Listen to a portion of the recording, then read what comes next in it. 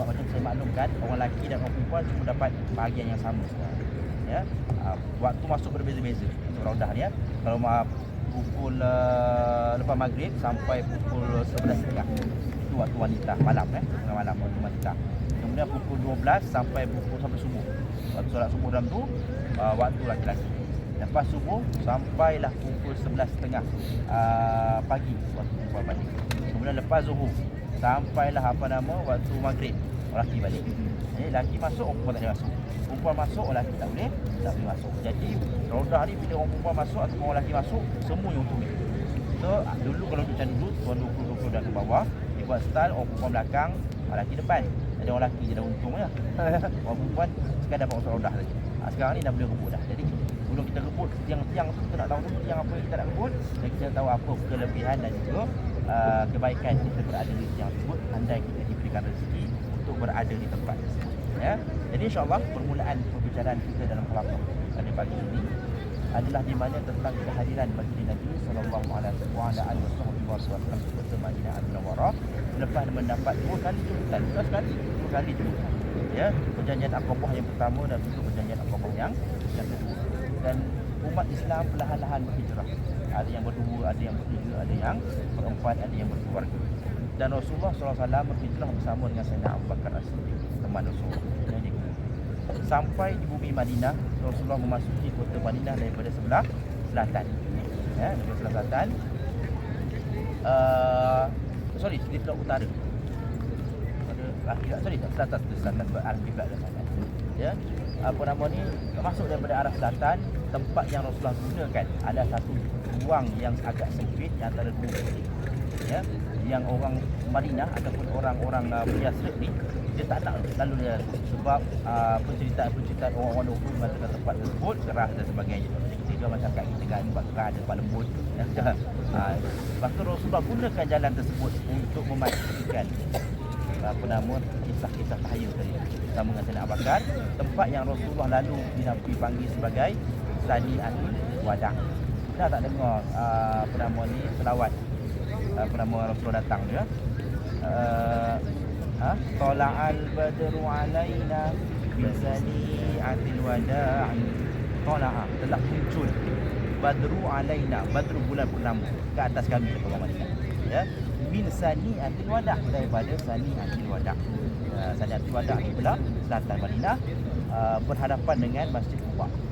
Ya, masuk daripada Sani'atul Wada', maka Rasulullah berjumpa dengan kabilah Bani Unaim. Ya, dan kemudian Rasulullah berjumpa dengan kedua kabilah Aus yang telah saya nak Kalsum bin Hidim.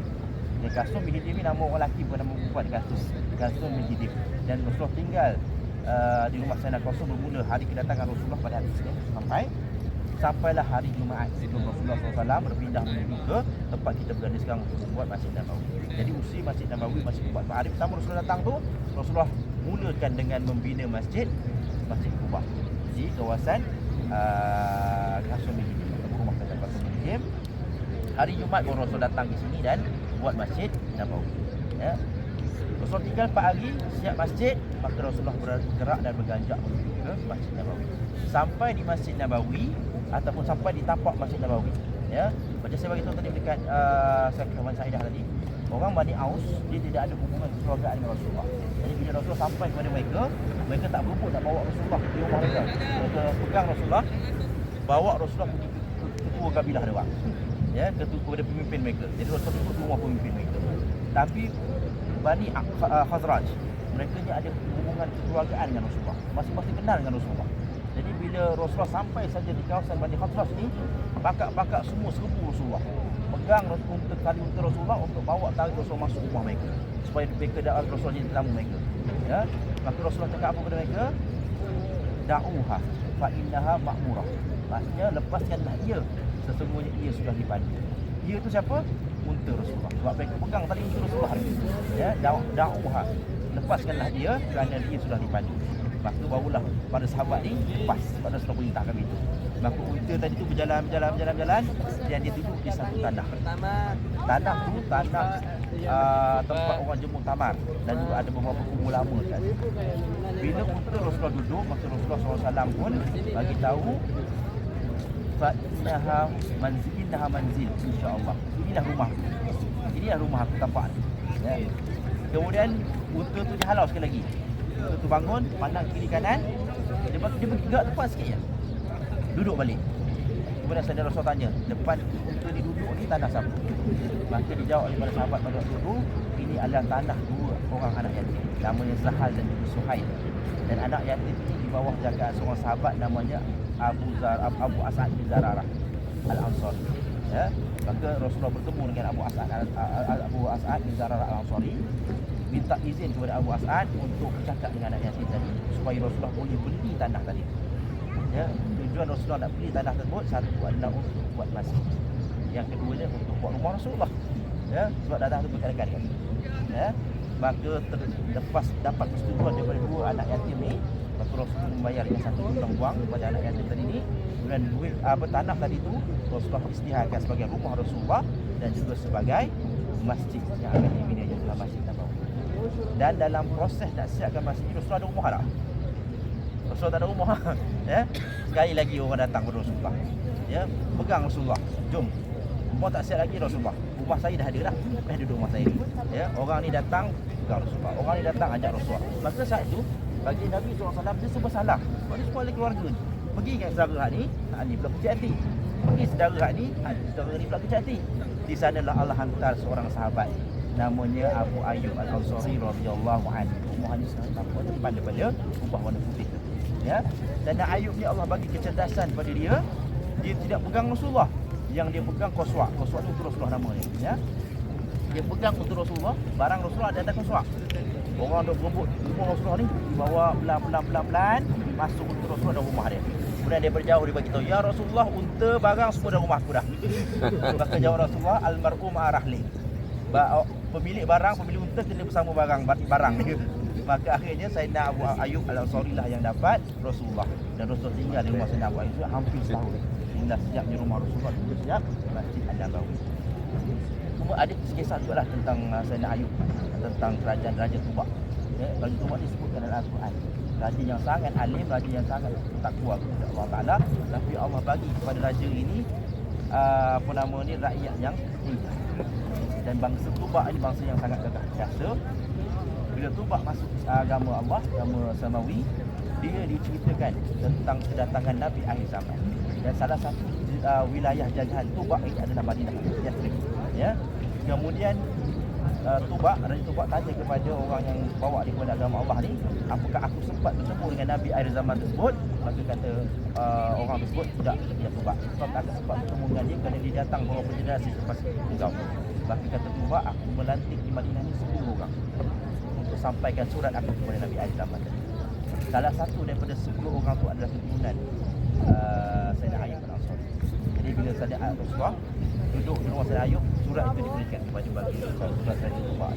Dan Rasulullah baca dan dia bersama pihak Islaman Raja Tubak. Kita tahu pada ringkas kan tuan, sebab tahu aja. Cerita ni panjang, tapi kita tak sempat masa. Okey, itu tentang Raja Tubak. Jadi itu antara hikmah kenapa Sayyidina Rasulullah tinggal di rumah Sayyidina Ayyub Al-Ansari. Dan Sayyidina Ayyub meninggal di mana? Mana makamnya? Di Istanbul. Ya, di Istanbul ada satu masjid namanya Masjid Ayyub Al-Ansari di Istanbul, dekat dengan tembok Konstantinopel. Sebab Sayyidina Ayyub mendengar ada seorang raja yang akan membuka Konstantinopel. Rajanya adalah pemimpinnya adalah sebagai pemimpin, tenteranya adalah sebagai tentera. Dia nak jadi raja tersebut ataupun sekurang-kurangnya salah satu tentera yang berkhidmat kepada raja tersebut. Tapi akhirnya dia meninggal dunia sebelum Konstantinopel dibuka, dan dia arahkan kepada pengikut dia, tanamlah aku berdekatan dengan, paling dekat tempat dengan tembok Konstantinopel, supaya aku boleh mendengar derapan kaki kuda raja yang terbaik tersebut dan juga tentera terbaik yang akan membuka kota Konstantinopel. Ya, ialah Raja Sultan Muhammad Al-Makam dekat Abu dekat Istanbul. Jadi diminilah Masjid Nabawi. Ya, diminilah Masjid Nabawi. Saya nak tanya satu soalan. Mana arah kiblat Masjid Nabawi sewaktu di Masjid Nabawi mula-mula di mana arahnya? Arahnya mana? Balik sekarang arah kiblat mana? Kanan kan? Dulu mana? Belakang. Ya, sebab Madinah terletak di antara dua bandar. Satu bandar apa nama? Palestin ataupun Syam. Kemudian Mekah di tengah-tengah. Madinah di tengah, utara Mekah, selatan Syam. Ya, jadi Mekah sana selatan, utara Syam, Baitul Maqdis. Jadi waktu mula-mula dibina Masjid Quba dan juga Masjid Nabawi, subuh menghadap arah sana. Solat. Ya. Sehingga bila? Sehingga ada kitab Ar-Raghib tu mengatakan 16 bulan. Ada dua riwayat. Satu riwayat lain mengatakan 17 bulan. Berlaku peristiwa di masa kiblat. Atau kiblatain. Ya. Jadi rumah apa nama? Salah seorang sahabat wanita Rasulullah, di mana Rasulullah menerima wahyu menukar arah kiblat. Pada waktu itulah baru Masjid Nabawi ditukar arah kiblat ke arah Kaabah Asy-Syarif. Itu yang kita cerita masa jalan luar nanti, ya. Ya. Jadi barulah bermulanya solat fardu kita menghadap ke arah Kaabah Asy-Syarif. Sampailah hari ini dan insya-Allah sampai hari kiamat. Bulan Rejab bulan ni. Bulan ni. Jadi tempoh tersebut adalah tempoh di mana pertukaran kiblat berlaku. Ya, jadi kita kena faham arah kiblat asal adalah Masjid Nabawi sana, kemudian bertukar kepada arah kita sekarang ini. Ya, itu tentang Masjid Nabawi. Dan Masjid Nabawi tuan-tuan dan puan, dia tidaklah sebesar yang kita nampak sekarang ni. Ini besar ni. Ya, saiz Masjid Nabawi waktu zaman Rasulullah cuma 1/20 saiz sekarang. 1/20 saja. Ya. Dan waktu tu tidak ada dataran. Yang ada sekarang ni dataran yang dibuat mengikut siapa? Siapa yang mula-mula buat dataran? Rasulullah tak buat dataran. Tapi Rasulullah membesarkan. Kalau kita bincang pada dataran, tuan-tuan, bagaimana kita nak dapat 1000 kali ganda solat di Masjid Nabawi? Kalau Rasulullah bersabda, solat di masjidku ini adalah lebih baik ataupun lebih tinggi pahalanya sebanyak 1000 kali ganda berbanding solat di tempat lain kecuali Masjid Haram. Ya, di mana solat 1000? 10,000 solat ganda. Di Mekah. Di Mekah dia 1000, 1000 dalam Masjid Nabawi. Baik, betul dalam Masjid Nabawi. Yang kecil tu. Sianlah orang lain. Sianlah orang lain. Okey. Ada satu hadis lagi, walaupun hadis ni dari segi sanadnya dhaif, tapi dari segi matannya adalah sahih. Ya. Lau bunia masjid ila Sana'ah kana masjid Rasulullah. Kalaulah dibina masjid aku itu sampai ke Sana'ah. Sana'ah ni satu bandar di Yaman. Ya, tetaplah masjid itu. Tetaplah masjid, maknanya pahalanya itu tetap. Ya. Jadi para ulama menyimpulkan hukum daripada hadis ini. Hadis Rasulullah itu, selagi mana binaan masjid Rasulullah bersambung dengan binaan asal, maka dia adalah masjid Rasulullah dan mendapat pahala sekali. Ya. Ya, sebab apa? Sebab Rasulullah katakan masjid, tetaplah masjid. Ya, walaupun melepas di tanah haram ke Mekah ke Madinah sampai ke negara lain, negara Yaman, ke Sanaa sana tu, selagi bersambung dengan masjid kecil tu, tetaplah masjid Rasulullah SAW. Berbeza dengan Mekah. Mekah sempadan Masjid Al-Haram adalah tanah haram Mekah. Luar daripada masjid Mekah tu, Masjid Haram Mekah tu dibina, luar daripada tanah haram tak dikira dah yang luar tanah haram walaupun bersambung. Itu beza dia, ya. Okey. Sekarang ni pula Rasulullah pembesaran masjid kali pertama dilakukan oleh siapa? Oleh Rasulullah sendiri. Rasulullah sendiri yang besarkan masjid daripada masjid asal. Ya. Sebab Rasulullah pulang daripada Khaibar. Tapi tak besar manalah, tambah sikit je. Kemudian Sayyidina Abu Bakar tak besarkan. Sayyidina Umar tambah dan juga menambah satu binaan atau satu kawasan yang dipanggil sebagai Butaihaq. Butaihaq ni apa? Itulah dataran yang pertama dibina. Ya, Rasulullah tak bina dataran, Sayyidina Abu Bakar tak bina dataran, Sayyidina Umar bina dataran. Tujuan Sayyidina Umar bina dataran ini adalah kerana waktu Sayyidina Umar ni ramai orang bersyair dalam masjid. Ya, dan Sayyidina Umar ni tak suka. Sayyidina Umar sangat tegas tentang Masjid Nabawi. Ada dua orang sahabat dari luar Madinah, mereka datang ke Masjid Nabawi. Mereka bercakap dengan suara yang keras dari Masjid Nabawi. Sayyidina Umar datang kepada mereka, tanya mereka datang dari mana. Bila dengar yang mereka datang daripada luar Madinah, maka Sayyidina Umar kata, nasib baik kamu datang keluar daripada Madinah. Kalau kamu ahli Madinah, nasibnya aku pegang kepada kamu. Sebab cakap kuat dalam Masjid Nabawi. Sampai saya tahu. Ya. Bila orang bersyair dalam Masjid Nabawi, Sayyidina Umar tak suka benda tu. Ya. Maka dibuat satu Butaihaq, bukan dia tak larang bersyair tu. Buat satu dataran, kata Umar, di dataran tu kalau nak bersyair kat sana. Silakan puji Rasulullah kat sana, ya, puji syair kat sana, tak ada masalah. Tapi jangan dalam masjid. Sayyidina Umar. Ya. Itulah dataran yang pertama yang dibuat dan sampai sekarang dataran itu tidak ada bunyi. Dan nanti kita tengok gambar Masjid Nabawi daripada atas. Di tengah-tengah Masjid Nabawi itu ada satu kawasan berpayung. Tidak ada dataran dan tidak ada bumbung. Bukan bumbung bergerak tu, memang tak ada bumbung di payung. Ya, itulah kawasan Butaihak, tempat di mana Sayyidina Umar buat untuk pada zaman. Ya. Okey, soalan saya. Sekarang ni dah ada tataran lain lah kan. Tataran satu buat daripada apa yang Sayyidina Umar buat. Kalau kita solat dekat dataran dapat pada 1000 kali ganda tak? Okay, dalam masjid tak ada masalah, dalam dinding tu tak ada masalah. Okey, dalam dataran tu dapat 1000 tak? Itulah kita nak tanya. Saya tanya dulu. Dapat. Sebabkan luas. Nah. Jadi di sana ada khilaf. Ada ulama yang mengatakan dapat, ada yang tak. Ya. Yang mengatakan dapat adalah kerana sekarang ni walaupun di dataran tapi dia ada pagar yang memisahkan antara kawasan awam dengan kawasan masjid. Dan dalam pagar tu pun sekarang ni dibuat kapet dan juga tempat khusus untuk solat. Ya, ada kata dapat. Yang kata tak dapat kerana di dataran tu orang haid boleh masuk juga. Dan tidak disunatkan solat tahiyatul masjid kat situ. Nah, itu sebab ada yang mengatakan dapat, yang tak dapat. Tapi kat sini dapat tak? Sini jumhur mengatakan tak dapat.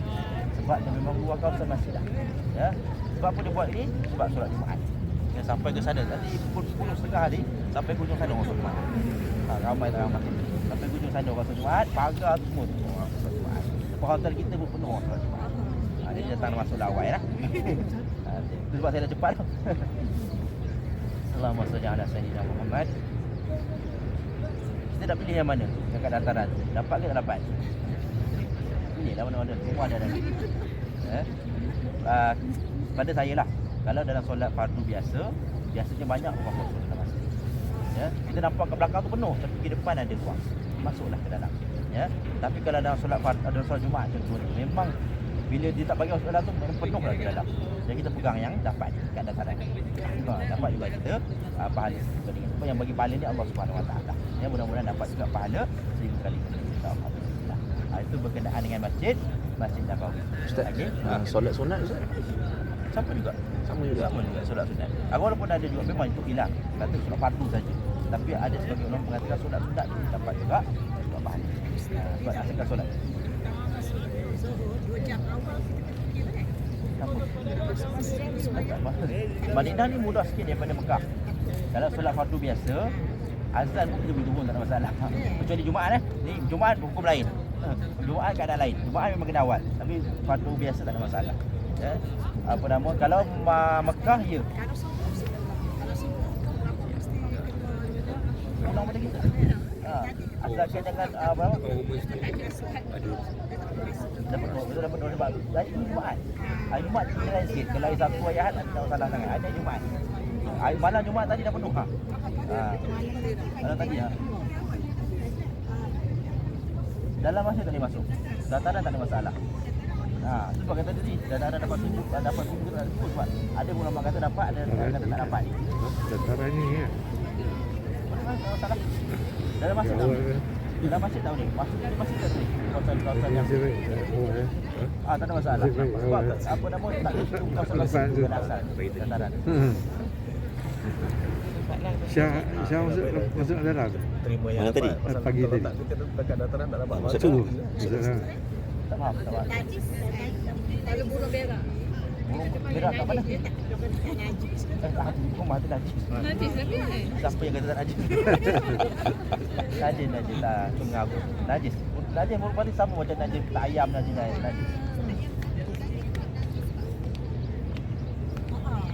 Ayam boleh makan najis. Ayam lagi banyak orang makan. Tak logik. Hukum bukan begitu. Tak mana cakap tu? Saya tak pernah dengar. Wallah tak ada, tapi saya tak pernah dengar hukum macam ni. Kalau kata tak boleh makan, ayam lagi banyak orang makan. Najis kan? Kalau kering mungkin. Tapi najis yang baru keluar tak kering. Okey, kalau najis tu memang dalam masa lekat kat ni kan, kita pijak dia kering. Tak ada hukum najis yang kering, permukaan kering bertemu dengan pohon kering, dia tak pindah najis. Itu je, betul. Tapi kalau burung berak atas kita memang najis sebab baru keluar dia akan basah. Itu betul. Kalau kering sama kering je dia. Itu hukum. Dia bukan sebab okay. Setakat yang saya belajar, saya tak pernah dengar lagi hukum tagi burung berpati. Allah Ta'ala alam. Okey? Dah. Okey. Okey, kita sambung balik. Jadi itu ringkasan berkenaan dengan Masjid Nabawi. Kemudian bagi Nabi SAW di sekitar Masjid Nabawi ini Rasulullah bina hujurat. Ya, hujurat ini merupakan bilik-bilik ataupun rumah-rumah bagi Nabi sallallahu alaihi wasallam. Rasulullah duduk bersama dengan Sayyidina Aisyah radhiyallahu anha dekat dengan makam Rasulullah SAW wanita wanita. Sebelah makam Rasulullah ada rumah Sayyidina Zainab Jahsy dan juga Sayyidina Zainab Al-Huzaimah. Di depan tempat orang lelaki bagi salam rumah Sayyidah Hafsah. Di belakangnya rumah Sayyidah Fatimah anak Rasulullah. Kemudian di bahagian belakang Raudhah tu ada Sayyidah Safiyah dan umpama. Jadi sekeliling kawasan Raudhah atau Masjid Nabawi Rasulullah ni ada rumah-rumah Rasulullah bersama dengan isi-isi Rasulullah dan dipanggil sebagai hujurat. Dulu kawasan tersebut di luar masjid, bukan dalam masjid. Ya. Sehinggalah pada tahun 80 ada 1990 Hijrah. Ya. Masa tu Gubernur Masjid Madinah ni adalah Sayyidina apa nama ni? Seorang khalifah namanya Allahumma salli ala Muhammad, saya lupa nama dia. Umar, Khalifah Umar. Tapi bukan Umar bin Khattab, Umar bin Abdul Aziz. Ya, siapa pernah dengar Khalifah Umar? Dia sebelum jadi khalifah dia gubernur di Madinah. Ya, masa tu Al-Walid jadi khalifah. Al-Walid nak membesarkan Masjid An-Nabawi, maka diperintahkan Umar bin Abdul Aziz ni waktu dia jadi gubernur untuk membeli kawasan apa nama hujurat daripada ahli bait Rasulullah untuk dijadikan kawasan masjid. Maka pada saat itu Sayyidina Umar bin Abdul Aziz bagi pembahasan kepada ahli bait Rasulullah dan mengambil hujurat ini dan dijadikan kawasan masjid. Dan pada saat itu juga makam Rasulullah mula berada di dalam Masjid Nabawi. Ya. Apa nama ni? Dan ada beberapa orang sahabat lagi lah yang masih hidup pada waktu itu dan dia menangis tentang keputusan tersebut. Kerana bagi dia bila rumah Rasulullah ini dibeli oleh khalifah dan dijadikan kawasan masjid, maka umat ataupun generasi yang kemudian tidak akan lagi dapat melihat kehidupan bagi Nabi SAW yang sebenar. Ya, bagaimana Nabi mereka hidup, bagaimana Nabi mereka berada dalam rumah dan sebagainya, tinggalan itu akan dihapuskan selama-lamanya. Dan itulah yang terjadi, kita tak dapat lihat pada hari ini kan. Kita nampak makam Rasulullah SAW saja. Ya. Jadi hujurat ni dia adalah tapak rumah Sayyidah Aisyah radhiyallahu anha, salah satu kawasan hujurat ni yang kita boleh nampak hari ini adalah kawasan yang bersetangan ataupun berada di betul-betul di bawah satu kubah yang kubah tersebut adalah kubah yang berwarna hijau. Ya. Itu merupakan asalnya rumah mukminin Sayyidah Aisyah radhiyallahu anha. Ya. Ketika baginda Nabi SAW sakit, isteri-isteri Rasulullah semua melepaskan hak malam mereka. Lepaskan hak malam mereka dan serahkan kepada Sayyidah Aisyah supaya Sayyidah Aisyah dapat jaga Rasulullah. Maka Rasulullah waktu Rasulullah sakit sangat tinggal di rumah Sayyidah Aisyah radhiyallahu anha sehinggalah sampai kepada hari kewafatan Rasulullah. Rasulullah wafat di bawah di atas pangkuan Sayyidah Aisyah radhiyallahu anha. Ya, apa kalimah yang terakhir yang Rasulullah sebut sebelum wafat? Apa dia? Ummati. Betul ke ummati? Rasulullah tak sebut ummati. Memang Rasulullah sebut ummati tapi bukan waktu Rasulullah meninggal dunia. Rasulullah sebut ummati itu di akhirat nanti. Di atas sirat. Rasulullah sujud dengan sujud yang lama. Allah tanya apa lagi yang kau mahu ya Muhammad? Maka Rasulullah menjawab ummati. Umat aku ya. Aku mahu umat aku selamat. Ya. Pada itu Rasulullah dah masuk surga dah. Tapi Rasulullah keluar dan Rasulullah sujud kepada Allah Taala sebab setiap nabi ini ada satu doa yang mustajab bagi dia. Semua nabi dah guna dah kecuali Rasulullah. Rasulullah simpan doa tu di akhirat nanti. Untuk siapa? Untuk umat dia, bukan untuk Rasulullah. Nabi lain guna untuk diri sendiri, Rasulullah guna untuk umat. Itu umat. Kalimah yang terakhir Rasulullah sebelum Rasulullah sebut sebelum Rasulullah wafat, Allahumma rafiqil a'la. Ya, Allah kasih yang lepas Rasulullah bagi wasiat kepada ahli keluarga, Rasulullah pesan tentang solat dan seumpamanya untuk menghapuskan apa yang telah Rasulullah sebut, Allahumma rafiqil a'la. Adalah kalimah yang terakhir sebelum Rasulullah wafat, menghapuskan nafas yang terakhir. Kita nak sebut yang mana?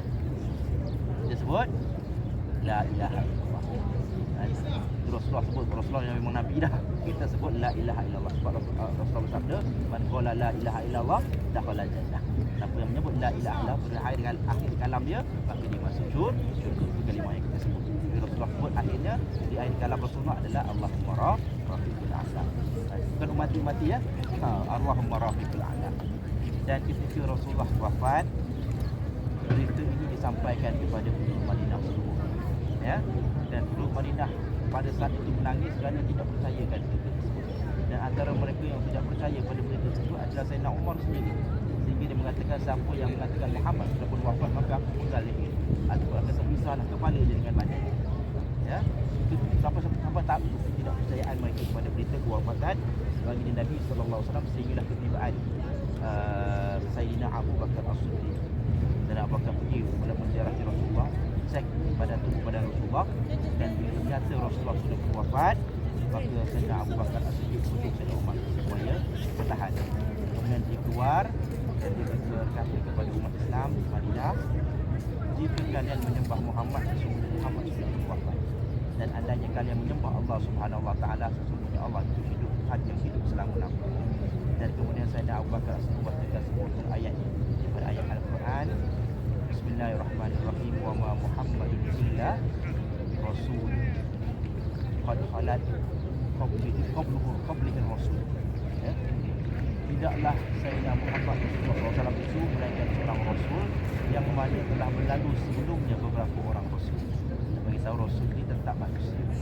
Ya. Bila manusia, dia adalah makhluk. Bila makhluk, dia akan menjalani proses kematian, itu wafat. Ya. Dan Rasulullah telah benar-benar wafat. Ya. Jadi pengesahan daripada Sayyidina Abu Bakar As-Siddiq tentang kewafatan Rasulullah, pada saat itu barulah semua kita diam dan menerima kenyataan daripada kewafatan baginda Nabi SAW di hari yang paling menjadikan umat Islam pada waktu itu. Dan berkumpullah para sahabat membincang dengan Sayyidina Abu Bakar As-Siddiq. Ya Abu Bakar, bagaimana kaedah kita nak menghembuskan jenazah Rasulullah? Apakah kita nak buat lahat atau kita nak di mana baginda Rasulullah? Ya, ada sahabat yang bagi cadangan kita bawa Rasulullah pulang ke Mekah. Kerana kampung halaman Rasulullah di Mekah. Bukan Rasulullah di Mekah. Ada pula sahabat yang bagi cadangan kita bawa Rasulullah pergi menuju negeri Syam. Kerana Syam merupakan tempat para anbiya banyak meninggal bapak di sana. Ada juga sahabat yang memberikan cadangan kita bawa Rasulullah ke Baqi', kata Rasulullah sudah pergi ke Baqi' untuk permakaman umat Islam. Dan akhirnya Sayyidina Abu Bakar menjadi banyak sangat cadangan. Maka dia berkata, aku pernah mendengar Rasulullah bersabda, sesungguhnya para nabi itu ataupun para anbiya itu dikebumikan di mana dia menghembuskan nafasnya yang terakhir. Aku mendengar Rasulullah bersabda, para nabi itu dikebumikan di mana dia menghembuskan nafas yang terakhir. Saat itu di mana Rasulullah menghembuskan nafas yang terakhir, di rumah Sayyidah Aisyah radhiyallahu anha. Maka akhirnya bila rasanya Abu Bakar bagi tahu macam tu, semua bersetuju dan mereka bagi orang yang menggali lahat. Ya, maka digalikan satu lahat dalam rumah Sayyidah Aisyah. Ya, dan dikebumikan Sayyidina Rasulullah sallallahu alaihi wasallam di dalam lahat tersebut. Ya, dan selepas selesai proses pengebumian, Sayyidah Aisyah tidak berpindah ke tempat lain, sebaliknya meneruskan kehidupan harian beliau di sana. Ya, satu kawasan tempat untuk rumah, tidur dan sebagainya, satu kawasan tempat makam, tapi tidak ada lapik apa semua. Macam rumah macam biasa, rumah ada makam dalam rumah. Ya, sehingga selepas itu berlakulah peristiwa di satu sahabatnya Sayyidina Abu Bakar As-Siddiq menjadi khalifah. Dan pada zaman pemerintahan Sayyidina Abu Bakar As-Siddiq tak banyak pembaharuan. Kerana Sayyidina Abu Bakar As-Siddiq sibuk memerangi orang-orang yang murtad dan orang-orang yang tidak bayar zakat. Ya, sampailah kepada pengakhiran hayat Sayyidina Abu Bakar As-Siddiq. Bila dia wafat meninggal dunia, dia telah memilih Sayyidina Umar sebagai pengganti. Baik ya, dalam sistem pemerintahan Islam tidak melimitkan satu cara saja untuk nanti khalifah. Ya, ada lantikan daripada orang khalifah sebelum. Ada kaedah secara majlis syura. Ya, ada kaedah dan sebagainya. Dia bukan kira demokrasi satu demokrasi, tak. Islam terbuka. Ya, melihat kepada kepentingan pada waktu itu. Ketika Sayyidina Abu Bakar As-Siddiq memilih Sayyidina Umar, para sahabat ramai yang tak setuju, antara Sayyidina Ali. Kerana dia takut dengan ketegasan Sayyidina Umar, orang Islam akan jadi goyah bergaduh berperang. Ya, tapi Abu Bakar kata, aku melantik Umar kerana aku tahu umat orang yang paling tepat untuk memerintah umat pada waktu itu. Aku tak tahu keputusan yang akan datang apa akan terjadi sebab Umar memegang jawatan, tapi aku hanya inginkan kebaikan kepada umat dan aku nampak kebaikan itu ada pada Sayyidina Umar. Ya, dan benar bila Sayyidina Umar dilantik jadi khalifah selepas Sayyidina Abu Bakar As-Siddiq, banyak pembaharuan dan juga jajahan yang berjaya dibuka oleh Sayyidina Umar. Islam makin kuat masa itu. Ya, itu ijtihad daripada Sayyidina Abu Bakar As-Siddiq. Ya, dan ketika Sayyidina Abu Bakar menghembuskan nafas yang terakhir, maka Sayyidina Abu Bakar As-Siddiq dikebumikan di sebelah jenazahnya Rasulullah SAW. Sebab apa? Sebab yang pertama itu adalah sahabat Rasulullah yang paling akrab sekali. Ya. Yang kedua kerana dia merupakan ayah mertua Rasulullah. Dan yang ketiga, rumah tersebut adalah rumah anak Rasulullah sendiri, iaitu Sayyidah Aisyah. Sayyidah Aisyah ni anak dia, ayahnya Sayyidina Abu Bakar sendiri, maka dikuburkan. Ya. Kemudian naiklah Sayyidina Umar jadi pemerintah ataupun jadi khalifah. Sayyidina Umar ketika pada satu hari pada akhir hayat Sayyidina Umar, ketika sedang ada dua riwayat. Yang pertama ketika sedang bagi orang solat subuh, yang kedua sedang mendirikan solat subuh, imani solat subuh. Ya, pada saat itu beliau ditikam daripada belakang ketika nak mendirikan solat subuh ni oleh seorang pemuda yang beragama Majusi. Ya.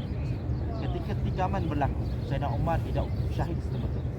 Ya, dia dalam keadaan cedera yang parah. Kemudian dipanggil tabib untuk merawat. Tabib kata, ya Amirul Mukminin, cederaan kamu pada hari ini akan membawa kepada kematian. Maka bila Sayyidina Umar dengar analisis daripada tabib tadi tu, maka dipanggil anaknya Sayyidina Abdullah bin Umar. Ya Abdullah, kemari kau. Sekarang cepat kau pergi kepada Aisyah radhiyallahu anha. Ya, khabarkan kepada Aisyah, Umar kirim salam, sampaikan salam kepada dia. Dan kabarkan juga kepada Aisyah, Umar hendak bersama dengan dua orang sahabat yang dia cintai. Maka Abdullah bin Umar segera berlari ke rumah kepada Abu Mukminin kita, Sayyidah Aisyah radhiyallahu anha. Jadi bila sampai rumah Sayyidah Aisyah, Abdullah bin Umar bagi salam kepada Sayyidah Aisyah dan menyampaikan salam kepada Sayyidah Aisyah. Kemudian menyampaikan hajat Sayyidina Umar yang Sayyidina Umar nak bersama dia atau tidak dikumpulkan di samping Sayyidina Abu Bakar dan juga di samping Rasulullah. Maka apa jawab Sayyidah Aisyah? Ya Abdullah, tempat yang diminta oleh Amirul Mukminin sebenarnya aku simpan untuk diri aku sendiri. Tapi oleh kerana hari ini Amirul Mukminin sendiri yang memintanya, maka tidak lagi aku menginginkan tempat tersebut dan aku serahkan kepada Amirul Mukminin. Ya, maka syahid di Sayyidina Umar, maka dikumpulkan di sebelah Sayyidina Abu Bakar As-Siddiq, dan bermulanya Sayyidina Umar dikumpulkan, maka Sayyidina Aisyah membuat satu binting atau satu lapik memisahkan tempat tidur dan juga tempat pemakaman. Sebab apa? Sebab apa dia orang luar kena ada tabir? Betul. Itu pun jawab itu bukan. Jaga aurat tu tak betul. Jawapan yang pertama tu betul. Sebab malu. Ya, sebab aurat tak ada kira dah. Sayyidina Umar alam barzakh dah. Ya, sebab malu. Ya, sebab malu. Itu sebagai dalil juga yang mana orang dalam kubur dengar apa yang di atas kubur. Ya, itu sebab malu. Sebab mukmin kita betul dengan sifat malu. Kita buat tak. Ya. Jadi itu dah komplit dah makam yang itu. Kemudian Sayyidah Aisyah masih tinggal lagi di tempat tidur biasa dia tu. Jadi tempat tidur Sayyidah Aisyah tu boleh lagi dikubumikan satu makam lagi. Pernah ditawarkan kepada Sayyidah Aisyah sendiri, Sayyidah Aisyah menolaknya. Pernah juga ditawarkan kepada Sayyidina Uthman bin Affan, Sayyidina Uthman bin Affan juga menolaknya, akhirnya dikubumikan di Baqi' Al-Gharqad. Pernah juga ditawarkan kepada Umar bin Abdul Aziz, juga ditolak oleh Umar bin Abdul Aziz. Kenapa Umar bin Abdul Aziz ditawarkan sedangkan dia bukan sahabat, dia hanya tabi'in saja. Kerana kehebatan dalam pemerintahan, dia antara khalifah yang paling terkenal dengan keadilan dan juga dengan kebaikan. Dia sempat jadi khalifah 3 tahun, kemudian mati diracun. Siapa yang meracun? Kerabat dia sendiri. Ketika dia naik jadi khalifah, perkara yang pertama dia buat, semua pembendaharan harta dalam kerajaan dipulangkan kepada rakyat, kerana itu diambil oleh khalifah sebelum dia ataupun ayah dia tu, ayah pancing dia tu secara haram dengan rakyat. Dipulangkan. Jadi kerabat dia marah lah. Maka dia diracun 3 tahun saja sempat dia memerintah. Dan ketika dia nak meninggal dunia, orang Madinah sayang pada dia, maka ditawarkan tempat di sebelah makam Rasulullah, tetapi dia menolaknya. Kerana kata dia, kalau Aisyah pun menolak, kalau Uthman bin Affan, Khulafa' Ar-Rasyidin juga menolak, siapa lagi nak terima tempat yang mulia? Tawaduk di sana Umar bin Abdul Aziz. Ya, itu ada. Tapi ada satu kisah daripada seorang sahabat Rasulullah namanya Abdullah bin Salam. Abdullah bin Salam, dia orang Yahudi daripada Mesir.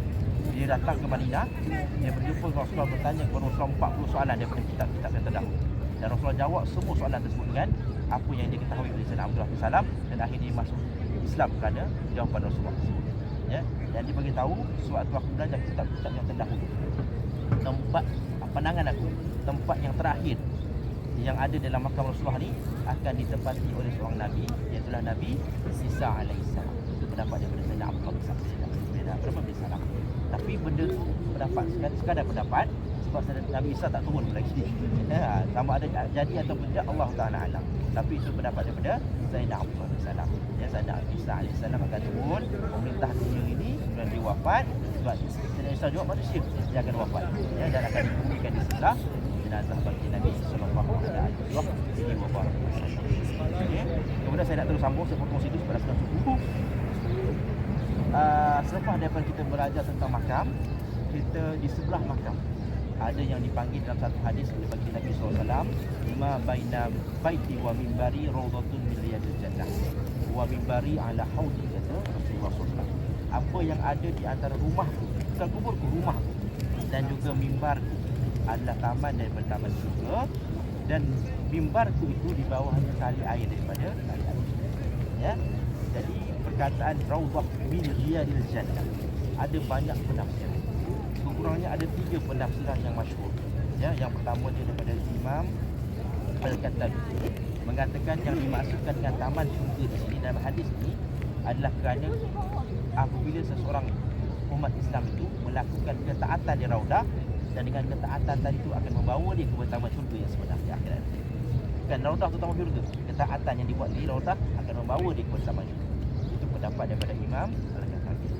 Kemudian datang pendapat yang kedua daripada Imam Ibn An-Najjar mengatakan bahawasanya raudah itu sendiri memang taman syurga. Cuma kita tak nampak lah kecantikan taman syurga kat situ. Macam Uhud, bukit daripada bukit syurga, raudah itu memang taman daripada taman syurga. Itu pendapat daripada Imam Khattabi. Apa nama Khattabi? Ibn Najjar. Pendapat yang ketiga Imam Abdul Bar. Ya, Imam Abdul Bar mengatakan bahawasanya yang dimaksudkan dengan taman syurga dalam hadis ini adalah majlis ilmu, kerana Rasulullah dan para sahabat duduk di situ dan belajar agama Islam daripada Rasulullah di situ. Ya, sebab berdasarkan satu hadis Rasulullah bersabda kepada sahabat, apabila kalian melalui satu taman daripada taman syurga, hendaklah kalian duduk. Maka sahabat tanya, ya Rasulullah, apa itu taman syurga? Majlis ilmu atau majlis fikir. Ini pendapat daripada Imam Abdul Bar. Tak boleh pilih pendapat mana? Sama je buat saya. Pilihlah pendapat yang mana-mana pun. Ya, itu pendapat ulama-ulama yang mukhabar pada masalah. Tapi saya pegang pada pendapat yang kedua. Itu memang taman daripada taman syurga. Ya, siapa nak masuk taman syurga, masuklah dalam raudah, masuklah taman syurga. Jadi nak buat apa dalam raudah? Nak buat apa dalam raudah? Bagi salam. Okay. Yang pertamanya bila kita masuk dalam raudah, bagi salam Rasulullah kepada dekat Rasulullah kan. Yang keduanya, raudah adalah merupakan tempat yang mustajab untuk berdoa. Maka berdoalah dalam raudah. Nak doa dalam raudah, terpulang boleh doa angkat tangan dan boleh doa secara dalam solat. Ya, sebagai doa dalam solat lah. Solat sunat, tak kisah sunat apa, solat tahajud masjid boleh, kan? Kalau kita pergi malam, tempat tidur boleh buat tahajud, ataupun kita boleh buat sunat hajat, sunat taubat, silakan. Ataupun tak tahu nak buat solat sunat apa, buat solat sunat mutlak. Contoh saja aku solat sunat 2 rakaat dan Allah Taala, kita buat solat sunat mutlak. Ya, silakan, tak ada masalah. Dan berdoalah dalam solat. Ya, dapat doa lama sebab sekarang ni kita diberikan masuk masa 20 minit. Ya, tapi lepas 10 minit kita masuk, dia dah mula tarik orang keluar. Ya, tarik orang keluar untuk supaya dia dapat kosongkan, dan tempoh 20 minit dapat kosong, orang lain pula nak masuk. Jadi nak memaksimumkan 20 minit, cara dia dengan solat. Doa dalam solat. Ya. Nak doa angkat tangan boleh? Boleh, tak ada masalah. Tapi biasanya kalau kita doa angkat tangan ni memang cepat tangan kita disambut. Boleh cara sambut tarik keluar. Tapi kalau kita solat, dia tak boleh tarik. Itu je lah perbezaan dia. Okey. Okey, doa dalam sujud ni sebenarnya bukan tak akhir saja. Sujud mana-mana pun tak ada masalah. Bahkan adalah lebih baik sujud tu, Rasulullah suruh sujud tu dalam keadaan yang sama setiap sujud. Jadi agihkan doa kita supaya sujud kita tu tidak satu sujud terlalu lama, satu sujud lain terlalu singkat. Agihkan. Itu ya. Kemudian doa apa nak minta dalam raudah? Yang pertamanya, tak kisah doa apa, dunia boleh, minta dunia boleh, minta akhirat. Ya. Tapi yang utamanya minta akhirat ni. Minta syurga Allah, minta ketakwaan dalam hati, minta ketaatan dalam ibadah, minta kita khusyuk dalam solat, minta syafaat Rasulullah SAW, minta akhirat. Kemudian baru sambung minta nak jadi kaya, nak minta ada anak, nak minta sembuh penyakit, silakan, tak ada masalah. Cuma utamakan akhirat, lepas tu dunia pula. Silakan ya. Ataupun ada orang kirim doa nak baca doa, silakan, tak ada masalah kan. Itu antara doa-doa tu kita boleh pilih sendiri doa yang kita nak. Okey, itulah kita beribadah dalam raudah. Cuma di sana juga ada beberapa tempat dalam raudah yang saya nak ceritakan yang boleh kita dapatkan sekarang ni, kecuali mihrab Rasulullah lah. Mihrab Rasulullah sekarang ni, imam dia tak solat dekat bawah kubah putih tu dah, dia masuk dalam rodah, dia solat dekat dalam mihrab Rasulullah. So bila imam solat dalam mihrab Rasulullah, mihrab tu ditutup imam saya. Dulu kita boleh solat kat situ, imam solat kat depan. Sekarang kita dah, yang tu je kita dah dapat, ya. Jadi tempat yang utama tadi itulah mihrab Rasulullah SAW, sebab dekat bertentangan dengan mihrab tentu ada satu tiang dulu sama Rasulullah, namanya ustuwanah mukhallaqah, yang harum lepas tu, ya. Kerana dulu Rasulullah pernah tancapkan satu atau pacakkan satu batang tamar, ya. Batang tamar menjadi tempat Rasulullah bersandar ketika berkhutbah dan juga menjadi tempat sutrah Rasulullah. Sutrah sama fungsi macam mihrab. Yang Rasulullah solat ada sutrah depan, batang tamar, ya, panggil mihrab Rasulullah SAW. Dan pada tahun 8 Hijrah, ketika Rasulullah berkhutbah dekat batang tamar itu, seorang wanita Ansar bangun minta izin daripada Rasulullah. Ya Rasulullah, izinkan kami orang perempuan ni buat satu mimbar untuk engkau ya Rasulullah, supaya bila engkau berkhutbah kami orang perempuan yang di belakang ni dapat melihat wajah engkau. Dan maka Rasulullah izinkan. 2-3 hari selepas tu terpilihlah satu mimbar 3 tingkat je, kecil 3 tingkat, ya. Di tempat mimbar sekarang ni yang dalam hadis tu, mai baina baiti wa mimbari, ya. Kemudian Rasulullah keluar daripada rumah Rasulullah, lewati batang tamar tadi. Batang tamar tu tengah-tengah antara mimbar dengan rumah Rasulullah, ya. Lalu pergi naik di mimbar. Naik tingkat yang ketiga, maka pada sahabat terdengar orang menangis. Dicari, siapa yang menangis? Imam Bukhari bagi tahu dalam kitab dia, batang tamar tadi menangis. Ya, Rasulullah turun balik pujuk bagi senyap. Ya, bila dah senyap, Rasulullah tanya pada batang tamar tu apakah hendak ditanam balik sampai tumbuh di luar masjid ataupun hancur dan tumbuh dan jadi akhirat bersama Rasulullah. Batang tamar pilih apa? Pilih tumbuh kembali. Ya, pilih apa dah? Tumbuh di akhirat bersama dengan Rasulullah. Biar dimatikan dekat apa nama kat dunia ni, akhirat bersama dengan baginda Nabi sallallahu alaihi wasallam. Cinta dia menangis tu sebab apa? Sebab dia rasa Rasulullah tak duduk dah kat dia. Dulu Rasulullah duduk selalu dengan dia. Sekarang ni ada tempat baru, Rasulullah dah tinggalkan dia. Sebab itu je dia menangis. Ya, itu kat cintanya batang tamar kepada Rasulullah SAW. Kita kalau umat baginda tak cinta dengan Rasulullah pada tahap tu, malu kita dengan batang tamar. Ya. Itu batang tamar, ustuwanah mukhallaqah, ya. Kemudian tadi Rasulullah naik mimbar 3 tingkat, ya. Itu mimbar pertama dibuat pada 8 Hijrah. Sekarang ni mimbar baru daripada kerajaan Turki Utsmaniyah yang Sultan Murad yang hadiahkan pada tahun 1000 Hijrah. 1000 Hijrah macam tu. 1000 Hijrah tak silap saya. Dan berkekalan sampai hari ini. Bahagian luar tu ada 3 tingkat, tapi dibuka pintu ada naik lagi sampai atas. Ya.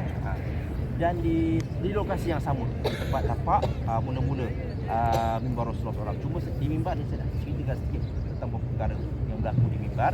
Pernah satu hari Rasulullah SAW naik ke mimbar, tiba-tiba ada seorang sahabat beritahu kepada Rasulullah, ya Rasulullah, Madinah sudah mengalami kemarau, doakanlah kepada Allah Ta'ala supaya diturunkan hujan. Maka daripada atas mimbar Rasulullah doa minta hujan. Hujan turun sampai minggu depannya. Rasulullah naik minggu depannya ke mimbar, sahabat yang sama datang, ya Rasulullah, doakanlah supaya hujan turun. Doa berhenti. Rasulullah doa, hujan berhenti. Ya. Kemudian di atas mimbar tu juga pernah satu hari Rasulullah naik memandang ke arah kiblat dan Rasulullah terdiam kat situ. Sahabat tanya, ya Rasulullah, ada apa? Maka Rasulullah menjawab, pada hari ini Allah Ta'ala memperlihatkan kepada aku kebaikan yang sangat hebat, dan juga Allah telah memperlihatkan juga kepada aku pada masa yang sama keburukan yang sangat dahsyat. Kerana di hadapan aku sekarang ni, di belah kanan Allah memperlihatkan syurga Allah, dan di belah kiri aku Allah memperlihatkan keadaan neraka. Di atas mimbar Rasulullah, ya. Kemudian ada satu kisah lagi yang saya nak ambil masa panjang sikit, 5 minit, iaitu ketika Rasulullah sedang mendaki mimbar, ya. Ketika Rasulullah mendaki di tangga yang pertama, Rasulullah terpuji, dan tak lama selepas itu Rasulullah menyebut perkataan amin. Naik di tangga yang kedua, selagi Rasulullah berhenti, kemudian tak lama kemudian sebut lagi sekali amin. Naik di tangga yang ketiga, yang terakhir, sama keadaannya dan Rasulullah sebutkan amin. Sahabat tanya, ya Rasulullah, apa maksud daripada perbuatan engkau ya Rasulullah? Maka jawab baginda Nabi SAW, ketika aku menaiki tangga yang pertama telah datang Jibril kepada aku, dan Jibril telah berkata kepada aku, ya Muhammad, andai ada di kalangan kalian, di kalangan umatmu ya Muhammad, dapat hidup bersama ibu dan ayahnya, ataupun dapat hidup daripada salah seorang daripada mereka, sama ibu saja ataupun ayah saja, kemudian dia mati dan dia dicampakkan oleh Allah ke dalam neraka-Nya, maka celakalah orang itu dan katakanlah amin. Amin ya Rasulullah. Kemudian Rasulullah SAW naik ke tangga yang kedua. Jibril AS selagi bercakap kepada Rasulullah, ya Rasulullah, andai ada di kalangan umatmu yang sempat melalui bulan Ramadan dan dia keluar daripada bulan Ramadan tersebut dan dia meninggal dunia, kemudian dia masuk ke dalam neraka Allah, maka celakalah orang itu. Maka Rasulullah sekali lagi menyebut, katakanlah amin. Maka Rasulullah katakan amin. Kemudian datang pula naik pula Rasulullah ke tangga yang ketiga. Sekali lagi Jibril AS bercakap kepada Rasulullah SAW, ya Rasulullah, andai ada di kalangan umatmu yang apabila disebutkan namamu mereka tidak berselawat kepada engkau, maka dia masuk neraka selepas itu. Maka celakalah hati dan katakanlah amin. Amin. Rasulullah SAW. Ya. Jadi di sini ada 3 perkara yang disebut oleh Rasulullah yang diaminkan. Ibu dan ayah, Ramadan, selawat. Ya, 3 ini boleh membawa kehadiran dan 3 ini boleh membawa kunci syurga. Ya, ini anugerah Allah kepada umat Rasulullah SAW. Yang pertama ibu. Yang pertama keluarga ibu ayah. Birru walidain, berbakti kepada ibu dan ayah. Ini merupakan kunci syurga terbesar umat Rasulullah SAW. Kerana keredaan Allah ada pada keredaan ibu dan ayah. Ya, kita ni kena berbakti kepada ibu dan ayah kita walaupun ibu dan ayah kita daripada golongan orang kafir. Orang kafir, lagi mana dia tidak mengajak kepada akidah kufuran, lagi tu kita kena berbakti kepada mereka. Dan Rasulullah melarang, Allah Ta'ala melarang seorang anak menggantung kepada ibu dan ayah. Ya, kalau dia dapat berbakti dengan ibu dia ataupun satu sekurang-kurang atau ibu dan ayah ataupun sekurang-kurang seorang daripada mereka, ibu ataupun ayah, maka dia sudah mendapat peluang yang sangat besar untuk masuk ke dalam syurga Allah Subhanahu Wa Taala. Nah, ini antara peluang yang biasa kita lepaskan. Sedangkan itulah kunci syurga kita yang terbesar. Ya. Kemudian di tangga yang kedua Rasulullah menyebut tentang bulan Ramadan. Ya, tak lama lagi kita akan melalui bulan Ramadan. Kenapa orang yang masuk bulan Ramadan dia keluar, Allah masuk dalam neraka Allah? Sebab ketika dia melalui bulan Ramadan, dia tidak menggunakan peluang bulan Ramadan tersebut. Sebab kalau dia masuk bulan Ramadan dan menggunakan peluang bulan Ramadan tersebut, nescaya dia akan keluar daripada bulan Ramadan sebagaimana dia keluar daripada rahim ibu. Bersih pada itu. Kerana bulan Ramadan ini bulan yang memadam segala dosa dan menambah pahala yang berlipat kali ganda. Sehingga dalam bulan Ramadan ada satu hari atau satu malam dipanggil Al-Qadr, malam Al-Qadar. Ya, malam yang lebih baik daripada 1000 bulan. Bagaimana orang yang mendapat malam ataupun kelebihan yang segitu banyak masuk dalam Allah, melainkan jika dia tidak menggunakan peluang yang dia diberikan dia oleh bulan Ramadan tadi. Ya, ini cerita dia masuk bulan Ramadan, puasanya tidak, ihya Ramadannya tidak, ya, solatnya tidak, macam orang kafir macam biasa. Masuk bulan Ramadan macam bulan biasa juga. Maka keluar bulan Ramadan dia tidak mendapat pengampunan daripada Allah Subhanahu Wa Taala, maka dia masuk dalam neraka Allah Taala. Sebab apa? Allah dah bagi dah peluang untuk masuk syurga. Dia tak ambil peluang tersebut, maka celakalah dia. Dia akan tidak mengambil peluang tadi. Kemudian yang ketiga, satu perkara yang sangat mudah bagi kita sebenarnya, ialah berselawat kepada baginda Nabi sallallahu alaihi wasallam. Hari ni hari Jumaat dan orang lelaki biasa dengar ayat yang akan saya sebutkan ini. Dan setiap Jumaat mesti dia dengar. Kalau dia tidak dengar ayat ni, tak pergi solat Jumaat dah tu. Ataupun dia tidur rasa tak Jumaat kan. Itu lepas Jumaat ya. Allah Subhanahu Wa Taala berfirman, Innallaha wa malaikatahu yusalluna 'alan nabi ya ayyuhallazina amanu sallu 'alaihi wa sallimu taslima. Masuk ayat tadi, Innallah, inna tu takkid, sesungguhnya, pengukuhan, sesungguhnya. Ini betul-betul ni. Tadi tu betul-betul ni. Ya, Innallah, sesungguhnya Allah menggunakan kalimah Allah. Ya, ulama mengatakan kalimah Allah ni salah satu daripada kalimah Asmaul Azam. Ya, dan dalam kalimah Allah ni terkandung 99 nama Allah. Bahkan lebih daripada itu. Sebab nama Allah ni 99. Cuma disebut dalam Al-Quran 99. Ya, Allah menggunakan kalimah Allah dan dengan kata-kata sesungguhnya. Apa yang Allah buat? Yusalluna 'alan nabi. Allah sedang berselawat kepada Rasulullah. Sesungguhnya Allah sedang berselawat kepada Rasulullah. Lepas Allah Ta'ala berselawat, Allah suruh siapa berselawat? Innallaha wa malaikatahu. Allah suruh makhluk yang paling taat pula berselawat kepada Rasulullah SAW. Ya, Allah dudukkan dengan diri dia. Allah tak buat ibadah lain sebab Allah Tuhan. Ya, Allah tak solat, Allah tak haji, Allah Tuhan. Tapi dalam bab selawat, Allah berselawat kerana selawat Allah SWT, selawat memuliakan Rasulullah SAW. Ya. Innallaha wa malaikatahu yusholluna 'alan nabi. Sesungguhnya Allah dan para malaikat sedang berselawat kepada Rasulullah SAW. Yusollu tu fi'il mudhari' yang membawa erti sedang melakukan. Sekarang Allah Taala sedang buat apa? Tak boleh jaga apa. Sekarang Allah sedang buat apa? Allah sedang berselawat kepada Rasulullah, sebab Al-Quran tu relevan sampai lama-lama. Jadi yusolluna 'alan nabi. Kemudian ayat selepas itu barulah Allah tutup yang kalimah ya ayyuhallazina amanu, wahai orang-orang yang beriman. Allah tak guna kalimah ya ayyuhan nas, wahai manusia. Allah khususkan ya ayyuhallazina amanu, wahai orang-orang yang beriman. Ya ayyuhallazina amanu sallu alaihi wa sallima. Sallu fi'il amar, perintah. Sallu, berselawatlah dan berilah salam yang sempurna ke atas Rasulullah SAW. Maka selawatlah dan bagilah salam yang sempurna kepada baginda Nabi sallallahu alaihi wasallam, kerana pesannya ganjaran orang yang berselawat, sehingga orang yang berselawat satu kali kepada Rasulullah, maka 10 kali selawat Allah ke atasnya. Kalau kita berzikir, Allah bagi tahu zikir ni dapat pahala banyak. Kita istighfar dapat pengampunan dosa. Baca doa ni dapat ganjaran. Kita berselawat, Allah tak bagi tahu ganjaran dia apa. Cuma Allah bagi tahu satu selawat Allah selawat balik dengan 10 kali ganjaran. Nilai satu selawat Allah kepada hamba ni besar mana? Allah saja. Itu hebat selawat. Belum modal ke selawat tak? Dan lidah kita saja selawat. Rasulullah sallallahu alaihi wasallam. Ya. 10 kali kita berselawat 100 kali. Ya.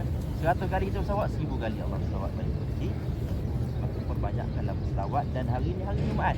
Maka setiap selawat daripada umat Nabi Muhammad sallallahu alaihi wasallam akan dibentangkan di hadapan Rasulullah pada hari Jumaat. Hari ni Syam bin Ali selawat berapa banyak? Ini Rasulullah. Hari ni Fulan ni selawat berapa banyak? Ni dia dah. Rasulullah kenal kita dengan selawat yang kita baca kepada Rasulullah SAW. Ya. Kita dah dekat dengan Rasulullah ni. Kalau kita tak selawat banyak kat Madinah ni, maka malu dengan Rasulullah. Ya, sebab kurang selawat kita. Dan kelebihan selawat juga adalah di mana kalau kita nak duduk dekat dengan Rasulullah ni, masyarakat ataupun nanti adalah dengan banyak selawat. Ya, orang yang paling hampir dengan Rasulullah adalah orang yang paling banyak selawat dengan Rasulullah. Lagi dekat kita dengan Rasulullah, lagi banyak selawat kita dengan Rasulullah, lagi dekat kita jarak kita dengan Rasulullah di mahsyar. Sebab di mana Rasulullah duduk di mahsyar, Rasulullah akan duduk di bawah yang arash, yang ada Tuhan. Ya, dekat mahsyar nanti kita ada Tuhan. Dia satu padang yang terik, panasnya seumpama matahari itu sedekat. Ya, tetapi ada orang yang terlindung daripada terik panas matahari. Iaitulah mereka yang berada di bawah yang arash. Ya, jadilah kita tengah panas nanti yang ramai tu. Sebab seronok tu bagi yang tak. Di akhirat macam tu jugalah. Kita berharap dengan apa nama? Dengan selawat kita hampir dengan Rasulullah dan di bawah yang arash bersama dengan baginda Nabi sallallahu alaihi wasallam. Kita banyakkan daripada selawat insya-Allah.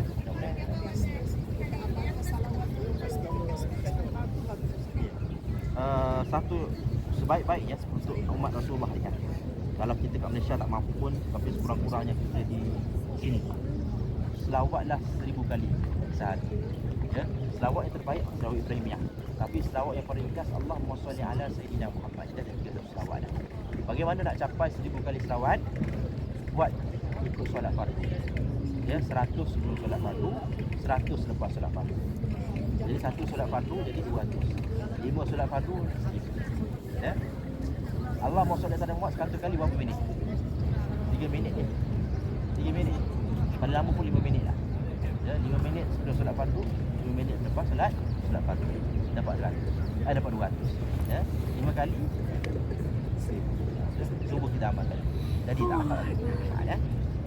Itu berkenaan dengan selawat lah, perbanyakkanlah selawat. Kerana selawat ini tidak memerlukan kepada kita keluarkan duit, tak memerlukan duit kita untuk untuk sampai susah payah, sambil-sambil duduk, sambil-sambil berjalan boleh berselawat kepada baginda Nabi sallallahu alaihi wasallam. Ustaz bagi one simple question. Sayyidina tu macam mana Ustaz? Kita sebut ataupun Allahumma salli ala Muhammad. Allahumma salli ala Sayyidina Muhammad. Adab kita dengan Rasulullah SAW. Yang jadi khilafnya Sayyidina ni dalam solat. Dan luar solat memang tak ada khilaf sebut Sayyidina. Yang jadi khilafnya, yang bergaduhnya dalam solat ayat akhir. Sayyidina ke tidak, itu jadi luar tak ada khilaf. Tak ada siapa pun dikaikan Sayyidina di luar solat. bukan tak boleh, ada khilaf. Saya tak ada masalah. Cuma di luar tak ada masalah. Memang banyak ulama menyebut Sayyidina. Bahkan lebih ada lebih baik, adalah lebih baik sudut Sayyidina di luar sebab kita solat biasa itulah berbanding tak sebut. Dan adab kita panggil mak kita dengan nama kita lah. Dengan nama saja lah. Yang mak kita begitu beradab. Bagi dengan bagi Nabi sallallahu alaihi wasallam. Kalau orang biasa datuk pula. Betul. Datuk pun kita panggil datuk. Apatah Rasulullah SAW. Siapa kita dengan Rasulullah SAW? Kita hormati Rasulullah dengan niat kita beradab dengan Rasulullah SAW. Rasulullah pun beritahu kepada kita, ya, innama bu'istu li maqarimil akhlaq. Aku ini diutuskan untuk menunjukkan akhlak yang baik. Jadi saya terus tulis situ. Ada sebab nak pada kita banyak tiang Kemudian lepas daripada mimbar ada beberapa tiang yang kita nak ceritakan, kita ringkas. Yang pertama tiang Aisyah. Ya, tiang Aisyah adalah tiang di mana satu bongkah tanah. Rasulullah bersabda, di dalam raudhah itu ada satu bongkah tanah yang mana siapa yang tahu di mana tempat tersebut maka akan beratur ataupun mengundi untuk duduk situ kerana kelebihan. Tapi Rasul tak pernah sebut lokasinya di mana, tak pernah sebut apa kelebihan. Cuma Rasulullah bagi tahu tempatnya kepada Sayyidina Aisyah. Ya, kepada Sayyidina Aisyah saja. Dan Sayyidina Aisyah pula bagi tahu kepada keluarga terdekat. Tapi pada sahabat bidah dia tengok di mana Sayyidina Aisyah dan keluarganya selalu solat, dia tahu dah situlah tempatnya. Dan mereka memang betul walaupun tak tahu apa kelebihan. Bagi tahu hebatnya kelebihan kat situ, tapi tadi Rasulullah tak boleh tahu kelebihan itu. Jadi kalau kita dapat, maka silakanlah berdoa di situ dan solat. Namanya Sayyidina Aisyah. Sebab dia panggil tiang Aisyah. Sebab Sayyidina Aisyah saja yang tahu ada awal. Kemudian di sebelah tiang Aisyah ada namanya tiang Taubah ataupun tiang Abu Lubabah. Kerana di tiang disebutlah Sayyidina Abu Lubabah mengikat diri kerana dia telah berdosa ataupun telah melanggar perintah Rasulullah. Ya, ketika habis peperangan Khandaq, Bani Quraidah membela Rasulullah. Ya, suatu peperangan Khandaq. Kemudian mereka mengurung ataupun apa nama bersembunyi di dalam kubur mereka. Kemudian Rasulullah utuskan Sayyidina Abu Lubabah untuk masuk ke kubur, berbincang dengan mereka supaya mereka setuju. Bila Sayyidina Abu Lubabah masuk dalam kubur, orang Yahudi ini tanya pada Sayyidina Abu Lubabah, ya Abu Lubabah, kalau kami serah diri kepada Muhammad, apa akan jadi pada kami? Sayyidina Abu Lubabah itu peganlah. Memang kamu membela Rasulullah sampai Rasulullah mati kan dia membedakan kamu. Ya, memang kamu ni. Tapi Rasulullah tak nak bagi tahu lagi benda tu. Kalau bagi tahu memang tak keluar lah. Bila dah bagi tahu macam tu, Sayyidina Abu Lubabah sedar dia sedang memunculkan rahsia Rasulullah. Dan dia balik daripada perjumpaan tu, semua diikat diri dia di tiang. Dan dia pesan kepada sahabat-sahabat yang lain, jangan buka ikatan aku, kecuali Rasulullah sendiri yang buka. Ya, kecuali tapi ikatan Sayyidina Abu Lubabah masih dibuka. Sebab buka bila? Dua keadaan. Ketika solat dan ketika buang hajat. Kemudian diikat lagi. Makan tak? Kamu berfaham. Sehingga Allah turunkan ayat mengampunkan Sayyidina Abu Lubabah, Rasulullah pergi keluar untuk dibuka. Terus kau buka selama-lama. Itu dia panggil tiang taubah sebab di situ dah taubatnya Sayyidina Abu Lubabah diterima oleh Allah Subhanahu Wa Taala. Jadi tiang taubat ini sesuai untuk kita solat taubat kat situ. Mudah-mudahan keberkatan taubah yang dapat oleh Sayyidina Abu Lubabah ni dapat kepada insya-Allah, ya. Kemudian di dinding dalam raudhah tu, dinding makam Rasulullah ada 3 tiang kembar, ya. Tiang yang pertama bagi depan sekali arah kiblat dipanggil sebagai tiang sarir. Sarir ni maksudnya katil. Dan di tiang sarir inilah Rasulullah sendiri berbaring. Ya, Rasulullah berbaring dan berehat dekat situ. Ya, Rasulullah bertidur apa? Rasulullah dekat rumah Rasulullah. Ya. Kemudian di belakang tiang sarir ada tiang maharis. Tiang maharis ada tiang penjaga. Di mana sahabat Rasulullah bergili-gili jaga Rasulullah. Rasulullah berbaring. Ya, tujuannya untuk mengelakkan pembunuh-pembunuh upahan membunuh Rasulullah. Daripada Mekah. Antara orang yang paling kerap menjaga Rasulullah adalah Sayyidina Aisyah. Ya, sehinggalah turun ayat Allah berfirman, wallahu ya'simuka minan nas. Sesungguhnya Muhammad, Allah lah yang akan menjaga kamu daripada ancaman manusia. Maka barulah Rasulullah melarang orang menjaga Rasulullah. Okey, belakang tiang maharis ada namanya tiang wufud. Tiang wufud ini tempat di mana Rasulullah berjumpa dengan kabilah-kabilah untuk berjumpa negara atau berdakwah kepada kabilah tentang Islam. Ya, jadi fungsi masjid bukan untuk solat saja, masjid untuk penyelenggaraan politik. Ya, dan dalam makam Rasulullah, di belakang makam Rasulullah, rumah Sayyidina Aisyah tu ada tempat di mana dipanggil sebagai mihrab tahajud. Yang Rasulullah dah keluar solat di situ. Ada hari pertama, kemudian hari kedua orang datang Rasulullah. Hari ketiga banyak orang. bila dah banyak orang, Rasulullah tak pergi solat tahajud. Misalnya takut solat tahajud ni jadi benda nanti rahmat kan. Rahmat. Bila Rasul tak buat itu haram. Dan ada rahmat. Untuk mengelakkan daripada itu jadi beban kepada umat Rasulullah sallallahu alaihi wasallam. Di kawasan mihrab tahajud itu juga terdapatnya ahli sufah atau tempat duduk ahli sufah. Ahli sufah yang paling masyhur adalah Sayyidina Abu Hurairah radhiyallahu anhu. Mereka makan apa yang Rasulullah makan, mereka duduk di pinggir-pinggir rumah Rasulullah, dan mereka ni antara orang yang banyak meriwayatkan hadis tersebut. Tinggal dekat Rasulullah, mereka tak ada rumah, orang tepi jalan macam tu je. Tapi bila ada panggilan jihad, inilah kumpulan yang paling awal punya ya, namanya ahli sufah. Dan dekat dengan makam Rasulullah, pintu nombor 40 ya, pintu nombor 40 ada nama satu pintu tersebut dipanggil sebagai pintu Jibril alaihissalam. Ya, pintu Jibril ini merupakan laluan makam Jibril yang terjun kepada Rasulullah yang kedua. Dipanggil sebagai ya, itulah. Tadi ada gambar besar depan kita tunjukkan. Jadi saya akan potong kat situ saja. Jadi tuan-tuan dan puan-puan, kita boleh bangun sekarang menuju ke bahagian depan. Ya. Itu cok dulu. Okey, nampak tak kawasan depan ni? Ya, kawasan depan ni dulu pasar tahun 2018 kan. Ya. Tadi kita tangkap gambar dekat apa nama satu pasar kan. Itu pun pasar juga. Namanya Suq Lirijal. Suq untuk orang, pasar untuk orang lelaki. Sini pasar untuk wanita. Bermula daripada depan ni sampailah ke jalan raya hujung sana. 4 kali ganda besar daripada Suq untuk orang lelaki. Tapi bila tak masa 2018 tu, bila kita pergi ke Suq Rijal ke Suq Nisa ke, semua ada nisa. Ini pun ada orang bukan. Nak bagi tahu tak cukup dia sama ke sana boleh juga ya. Kenapa dibuat pasar dekat sini? Itu soalannya. Jadi saya teruskan cerita kerana ada yang mengatakan inilah pasar, tapak pasar yang dibuat oleh Rasulullah untuk umat Islam. Ya, Rasulullah SAW datang ke Madinah. Ekonomi Madinah dikuasai oleh orang Yahudi. Ya, ada pasar Yahudi kat belakang sana. Jadi orang Islam nak beli barang semua boleh beli.